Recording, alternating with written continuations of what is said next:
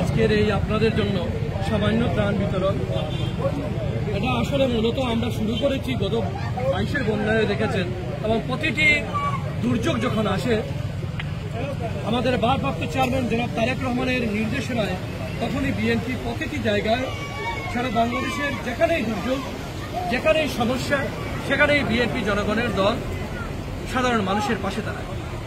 এই রাস্তার উপরে এখন পর্যন্ত পানি রয়েছে।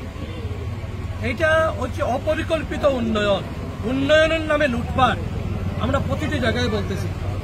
এই যে নদীর গার্ডওয়াল নির্মাণের কথা আমরা বলেছিলাম, নদীর দুই পাশে প্রতি বছর বৃষ্টি আসলেই নদীর দুই পাশে পানি উঠছে পড়ে বন্যায় প্লাবিত করে দেয় দুই পাশের মানুষদের। গার্ডওয়াল নির্মাণের কথা আমরা বলেছিলাম, আমরা নদী ড্রেজিং এর কথা বলেছিলাম, একমত হয়েছিলেন সবাই, কিন্তু কাজের কাজ আজ পর্যন্ত কোনো কিছু হয় নাই। আমাদের সিলেটবাসীর ভোগান্তির শেষ নেই, এই অবস্থা চলতে দিয়েছে।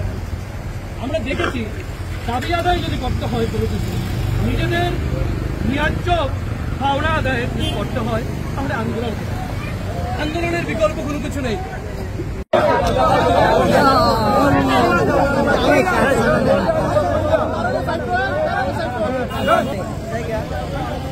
মহিলা কাটলো কাটলো মহিলা